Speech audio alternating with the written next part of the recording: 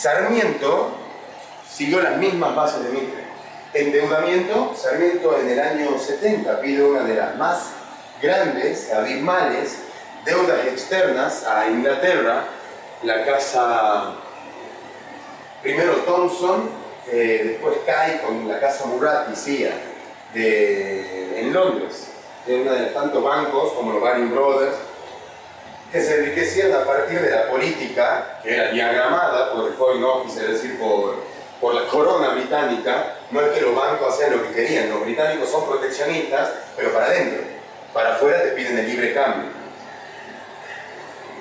Sarmiento pide una deuda de arriba de 8 millones de libras, es decir, más de la mitad de la deuda total tomada por los argentinos, entre muchísimas comillas, entre este proyecto, más de la mitad de la deuda. Ya debíamos 15 con Mitre, con Sarmiento de movida nos vamos a las 24 millones de libras ya endeudadas, que supuestamente, porque además, como son tipos apegados a las instituciones,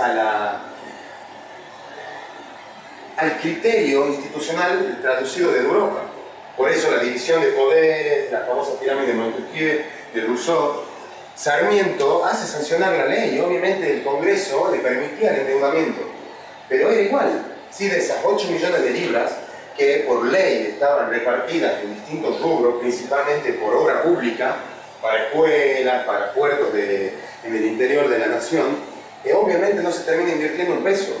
Esas 8 millones se licúan, primero y principal, en pagos de refinanciación, amortizamiento e intereses de la deuda ya contraída con Inglaterra, por Rivadavia y por Mitre. O sea, el endeudamiento como instrumento para someter cualquier posibilidad de producción nacional, de economía nacional. Sarmiento obviamente libera los puertos, no cobra ningún tipo de retención. En cuanto a su supuesta proyección como el educador, como el tipo que se caracterizó por solventar dentro de sus políticas como principal proyecto la educación nacional, fue absolutamente todo lo contrario, porque él llega de Estados Unidos absorbido por la idea de las colonias protestantes como estaban estructuradas en Estados Unidos. Entonces él pensaba que abriendo la inmigración, que llegue esta inmigración trabajadora, fructífera, como ellos la llamaban, que la endiosaban, se iba a empezar a producir, o sea, no desde el Estado, sino desde la inmigración. Y la inmigración en toda colonia, esto es algo clave para analizar, digamos, qué fue lo que aletargó, y hasta hoy tiene resabios, la conciencia nacional, la formación de la conciencia nacional. La inmigración obviamente retarda la formación de la conciencia nacional. Existen elementos claves, principalmente el idioma. Esta inmigración no hablaba el mismo idioma.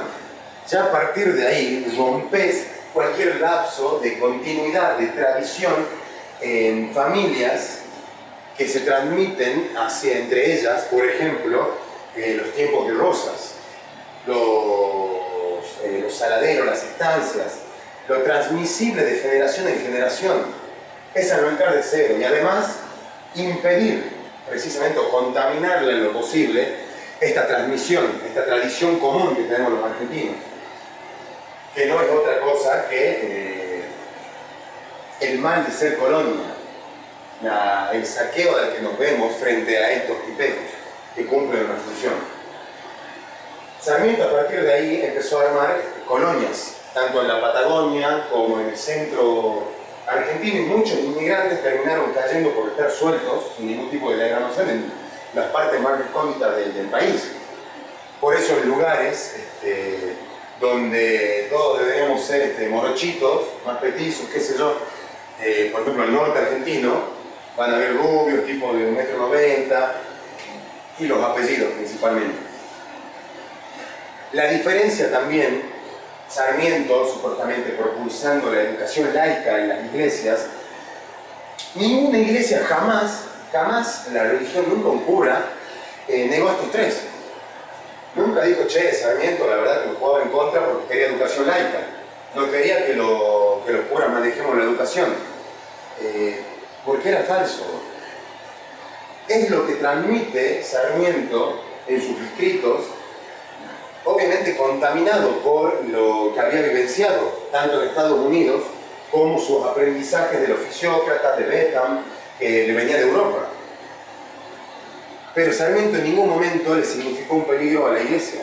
Es más, tanto las campañas de Sarmiento, la guerra del Paraguay, Sarmiento forma parte obviamente, inmediatamente después de esa guerra se lo nombra presidente de Estados Unidos, Sarmiento no corrió los curas que acompañaban las milicias. Las milicias no iban bendiciendo. Los primeros curas, que es el antecedente del obispado castrense, que Perón negaba y se la instaura, se la obliga en Argentina después del 56. Sarmiento, en pocas palabras, sigue la misma línea. Nos damos cuenta que hizo con los bancos, obviamente, siguen los bancos de manos privadas, principalmente inglesas, con la tierra. Hay algo clave. Sarmiento, si ustedes leen El Facundo, que es una de las obras paradigmáticas del odio de la oligarquía contra un proyecto de patria y además contra el pueblo, Sarmiento no... ¿Cómo lo puedo explicar? En El Facundo no da tampoco su proyecto. Él es tan funcional e instrumento como los otros. Tampoco fue Mitre un tipo de sobrado talento. Hubo miles de mayor talento dentro de las esferas, dentro de los tipos que servían y escribían y mentían en contra de Rosas, o después que escribieron tomos y tomos justificando la masacre que hicieron ellos. No eran los más lúcidos tampoco. Hubo millones, Mármol, quizás Echeverría, pero ellos fueron los instrumentadores de la política ya diagramada. Si por eso Sarmiento podía ser elegido en Estados Unidos sin presentar una plataforma política, es obvio. Tampoco Roca. Roca fue, dentro de este tridente, quizás el tipo con menos formación de los tres. Militar de carrera, venido de una familia aristócrata de Tucumán, que se desplaza tempranamente, teniendo Roca 10, 9 años, a Entre Ríos precisamente por llamado de Urquiza, para guerrear contra Rosas, es decir, para traicionar. Y Roca sigue una carrera militar. Lo que tuvo es una astucia marcada de actitudes arteras, viles. Por eso el último mote que tuvo fue el Zorro. Precisamente por jugar de manera constante en contra de los mismos tipos que estaban con él, para él ser el presidente. Ahora, obviamente, el poder no lo tenía él. El poder lo tiene una clase que se enquista en el Estado y lo vacía y destruye cualquier posibilidad de industria, porque ellos saben lo que puede hacer, lo que le puede jugar en contra de sus intereses una sociedad, primero, tecnificada, con altos niveles de conocimiento científico, tecnológicos, los que pueden esta sociedad horadar su proyecto, porque de repente ya no se votaría lo que se vota, ya no se permitiría el criminal endeudamiento que sufrimos hoy como lo sufrimos entonces. Ya Argentina, hoy por hoy, no tiene con qué pagar la deuda asumida por Macri, no tiene con qué, y los recursos naturales ya son a título de propiedad del imperio, de los Estados Unidos. Lo que la criticaron a Cristina por hacer el acuerdo con Chevron, además un acuerdo soberano, porque Argentina no tiene la tecnología para romper la rota madre. No tenés esa tecnología, una forma no convencional de extraer petróleo. Y el acuerdo soberano, ¿qué significa? Algo que es, y ellos lo saben, hasta la propia contradicción del imperio. El imperio, por ejemplo, para saquearte como te saquea en medio de estos rayones que ven ustedes, para sacarte como te saquea, necesita, por ejemplo, instalarte ferrocarriles. Obviamente, eso es lo que se llama transferir tecnología. El imperio, al transferirte tecnología, te está dando herramientas para que vos hagas industria. Y si vos la sabés usar, la usás en beneficio de un proyecto de patria, esa tecnología significa un avance. Que hoy no lo tenés, que a vos te puede llevar 50 años elaborar y ver los frutos de una política de educación nacional que genere los técnicos que sepan construir la maquinaria, no que sepan cómo se hace. La maquinaria, además tener industrias pesadas para poder hacer el trabajo de perforaciones. Eso te puede llevar 50, 60 años, como mínimo. Entonces, este trato con Chevron significaba soberanía. Estaban transfiriendo tecnología y el recurso no dejaba de ser nuestro. Ellos se llevaban una proporcionalidad, y obviamente un acuerdo soberano.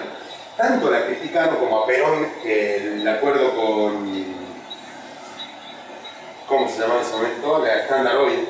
Con la Standard Oil del 55. Ellos aprovechan, como los Felipe Piña, por ejemplo, para decir Perón se bajó los lienzos. Y lo mismo hicieron con Cristina. Pero después se lo regalan, se lo dan con títulos de propiedad al imperio estadounidense y nadie dice nada. Además, en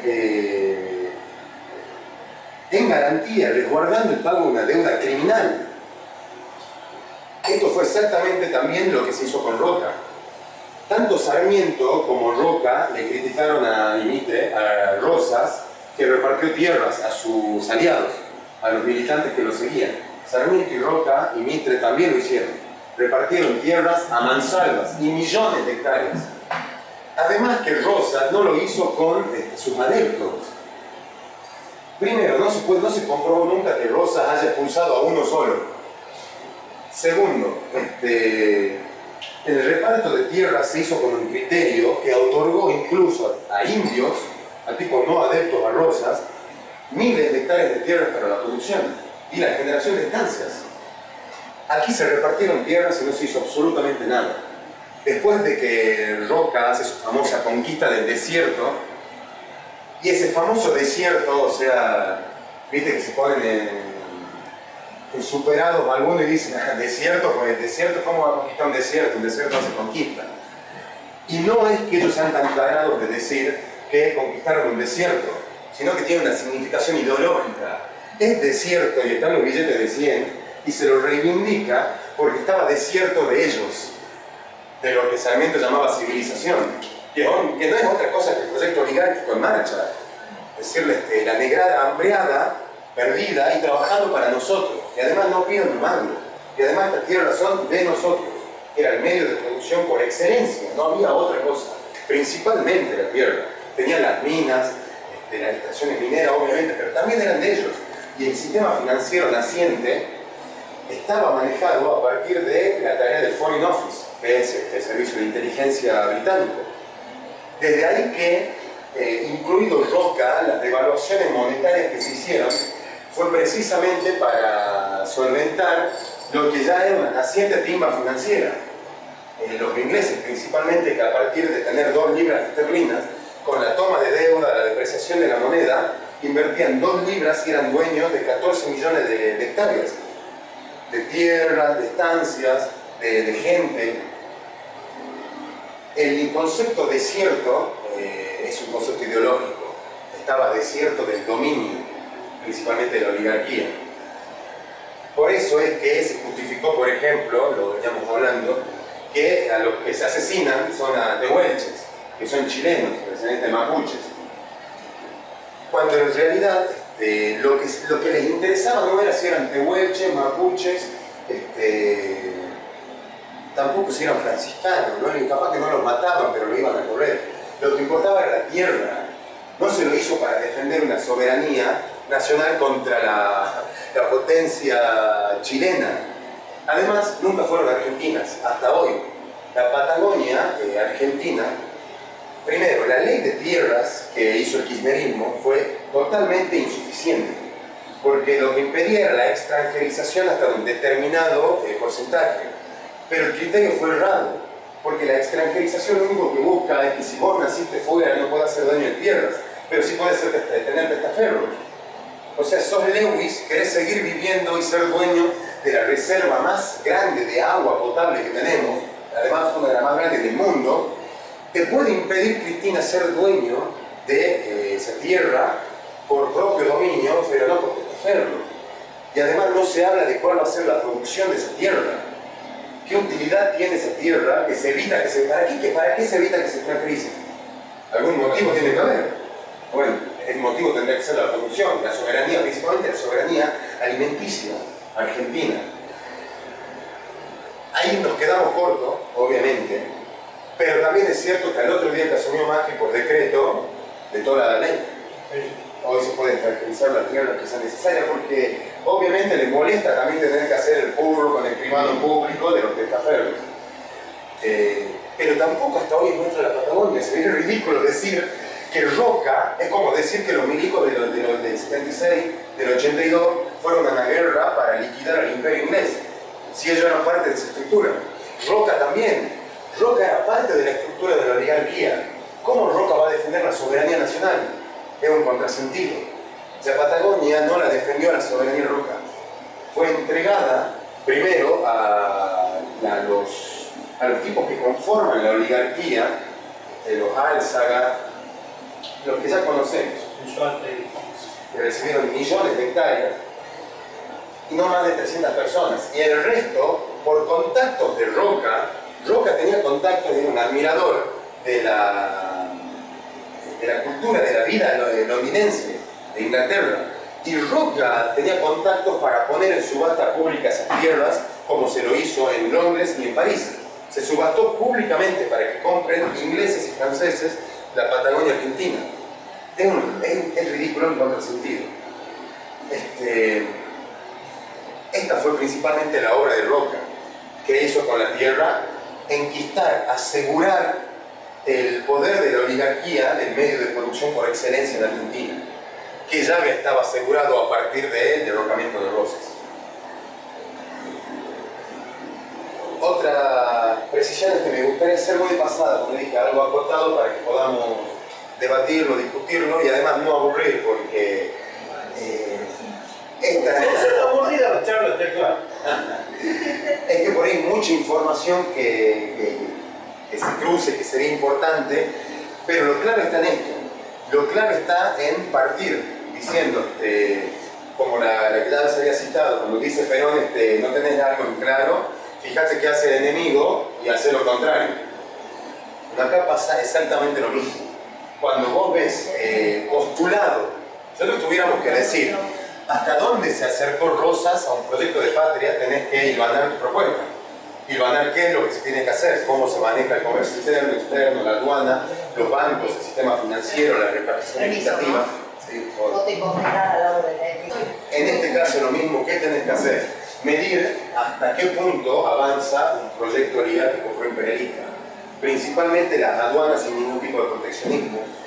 Legalizar la propiedad de una clase específica y además parásita. Es parásita porque no produce. La oligarquía no produce riquezas. La oligarquía adueña y hace pingües negocios con su socio foráneo, el imperialismo. Por eso es que se supondría que el pueblo trabajador, los trabajadores que forman parte del otro proyecto, es el sector más puro, el único que puede dar frente a la oligarquía. ¿Por qué? Porque es la única clase que no le debe nada al imperio, a sus socios o aliados. Los trabajadores no le debemos nada al imperio, no hemos sacado nada a favor, nunca, es todo lo contrario. Hambre, miseria y muerte. Esa fue la gran razón, la más grande razón que tuvo Perón. Bueno, totalmente, pero a ver, al mismo tiempo tenés el peligro de esa burguesía o ese empresariado que le debe todo. Pues ellos están formados por las universidades que son principalmente pro-imperialistas, formadas por los ingleses primero, el amor a la Europa rubia y a los Estados Unidos hoy, desde Spencer hasta Foucault, digamos, todos. Ahí es donde juega el Estado y donde esta oligarquía se ve limitada. Vos decís, entonces, si ellos sí nos necesitan a nosotros, o sea, ellos tuvieron que asesinar, masacrar, explotar y después repartir a los niños de la indiada que asesinaron para hacer mano de obra barata, trabajadores en estancias, en casas de familia, violados y masacrados por esta oligarquía que se los repartía como animales. Ellos sí nos necesitan, deben tener mano de obra y necesitan esa mano de obra vegetativa. Ahora, entonces, vos decís simple, entonces, ¿por qué la oligarquía puede enquistarse en el poder como lo hizo? Pues no solamente porque nos hayan masacrado y saqueado como lo hicieron. Acá en estos tres ya estamos hablando de cuánto. A mí me da miedo decir un número, pero creo que no son cuánto.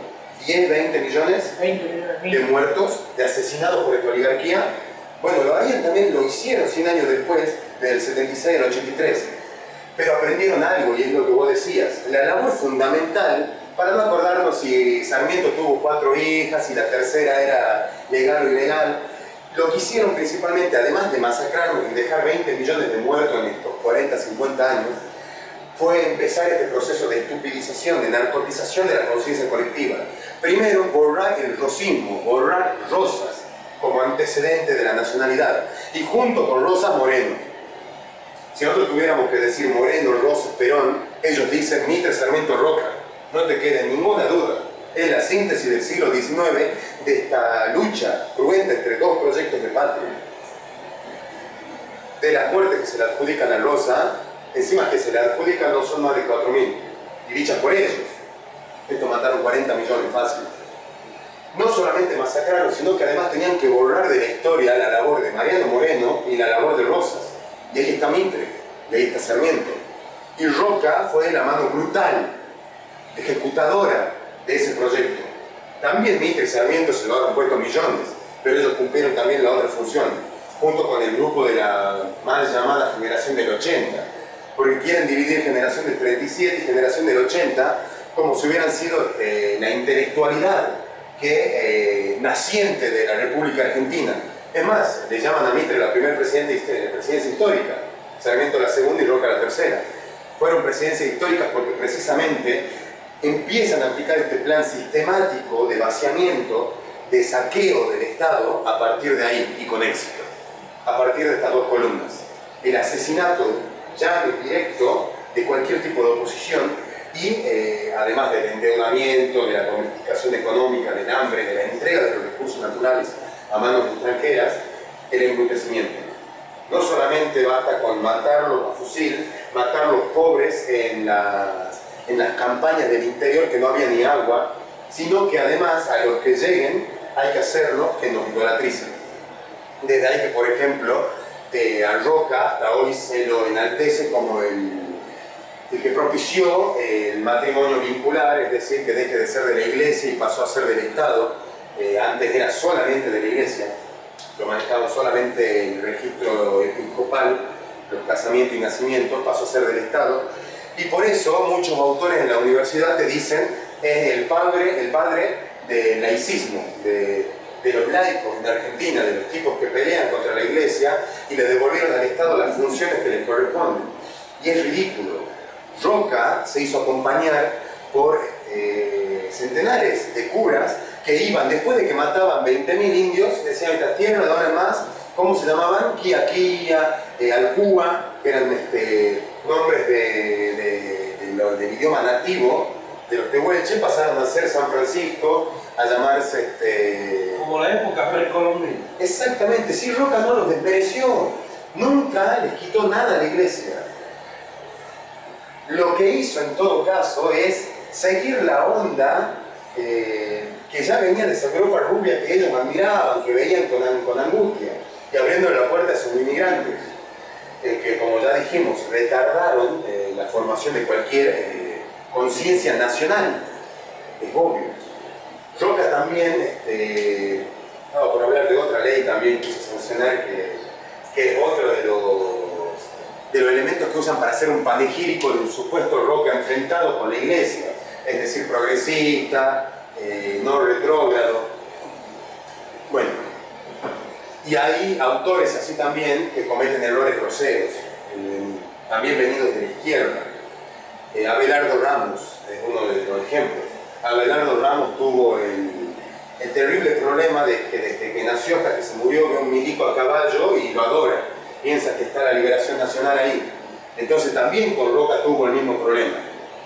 Y obviamente no ven Rosas, lo que vemos nosotros, precisamente por el error de apreciarlo desde una supuesta izquierda, cuando no puede existir en una colonia otra izquierda que no sea un proyecto de patria. Otra izquierda no existe. La otra izquierda es dar la vuelta y terminar sentado con la oligarquía, como pasa hoy. Disculpa, pero lo que pasa... Hacerla simple, ya sintetizar la exposición que quiere, elementos claves para analizarlo. Del 53 entonces, Chao Rosas, al 83, venida la nacionalización de la deuda privada del Banco de la Ciudad de Buenos Aires, con Mitre, hasta la capitalización de Buenos Aires con Roca, la deuda del 83 al 53 pasó de ser de 7 millones de libras, ¿se acuerdan la que tomó Rivadavia con los Baring Brothers? A Roca arriba de los 35 millones de libras. Obviamente otra moneda no era, eran libras esterlinas, porque la deuda, el endeudamiento eran con el Imperio Británico para el manejo de nuestros recursos. Tomamos nosotros qué es la deuda externa. Ya sabemos, lo hablo del pasado, porque ya sabemos qué es la deuda externa, es un mecanismo para domesticar e imposibilitar cualquier política industrializadora que autonomice a la nación. La deuda externa, ¿en cuánto? 30 años, se fue a 35 millones de libras hasta Roca, tomadas por Mitre, Sarmiento y Roca. O sea, estamos hablando de Macri, estamos repitiendo historia. Sí. La aniquilación de, por lo menos, dijimos, siendo muy generosos, entre los pueblos originarios, entre huelches, toda la indiada que se llevaron puesta con las diversas campañas de desierto que hubo hasta antes de Roca, porque además la palabra desierto viene de Sarmiento, es la famosa civilización y barbarie. Está desierto donde no estemos nosotros. ¿Y quién somos nosotros? La oligarquía, los tipos que tenemos que ser dueños de los medios de producción, no ellos. Arriba de 20 millones de asesinados, o sea, arrastrados. Esto no significa solamente hablar de humanitarismo en términos puros, sino el total vaciamiento también racial. Porque aquí con Sarmiento principalmente no da los tiempos, pero tendríamos que hablar de cultura. Sería básico para entender lo que decimos siempre. Sarmiento se llevaba de que la raza genera la cultura. Dependiendo de qué raza sea, va a ser la cultura predominante de determinadas características. Cuando en realidad sabemos que es al revés. La cultura hace a las razas. Desde allí que Sarmiento haya impulsado junto con todos ellos la limpieza. Había que depurar al Estado argentino, a su geografía, de elementos raciales que hacían imposible cumplir su objetivo, ser la Europa o los Estados Unidos del sur de Latinoamérica, principalmente obteniéndolo a partir de esto, del asesinato, liso y llano. Además, para cortar también la tradición, lo verbal, el relato, los abuelos que dicen, ¿sabes que con Rosas? Lo que vivieron varios que nacieron en los 60, 50 y que tuvieron padres, abuelos, que decían, ¿sabes que Perón y Evita? ¿Sabes que Perón y Evita? Eso lo cortaron de tajo y también lo intentaron hacer en el 76. El objetivo principal del asesinato en masa es depurar y cortar eso, cortar con conciencia, con la tradición de la resistencia de los pueblos. Entonces acá no hubo nadie, hubo muy pocos ejemplos de tipos que contaban qué hacía el restaurador, como se llamaba Rosas. Y también le cortaron en el 76, el 83, los tipos que decían, no, sabés que mi abuelo me decía que con Perón y con Evita y tal, y hablar desde lo más recóndito del alma, del espíritu, de la nobleza humana, de un momento donde fuiste feliz, y desde ahí transmitir y contagiarlo. Eso también lo conocen perfectamente. Desde allí que también jugaron con la inmigración como el efecto subsidiario de lo que es la depuración de la raza. Fueron objetivos planificados. Estas son las cosas que tenemos que hacer. Esto se está haciendo en muchos lugares, está claro. Yo por mi actividad, yo recorro mucho el noroeste, algunas con mayor precisión, otras con menos precisión,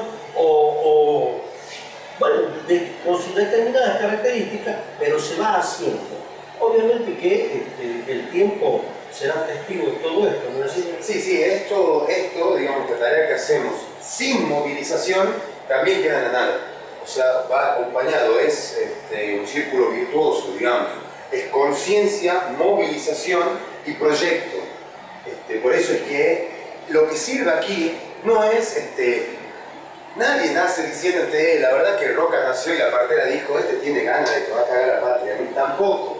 No nacen bueno ni malo, es grados.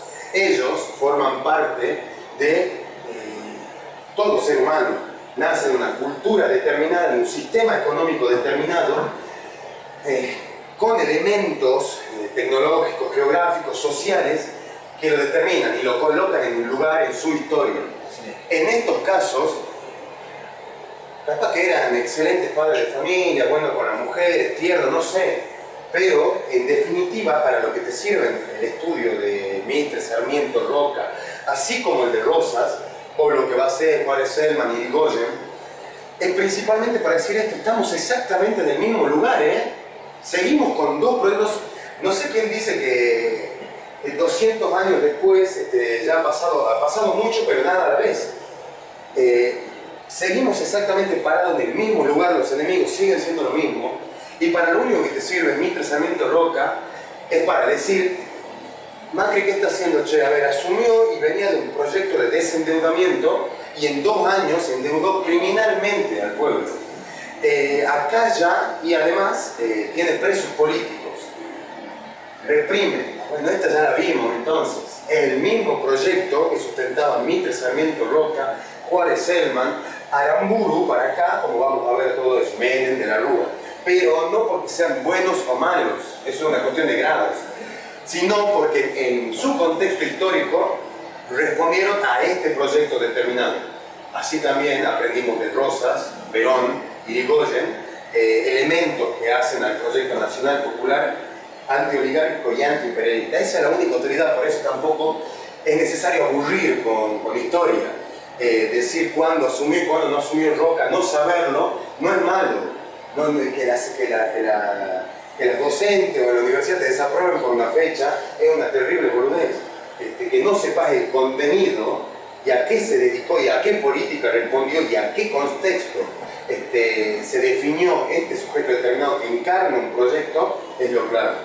Así que bueno, muchísimas gracias. Vos sabés que lo que tú sabes,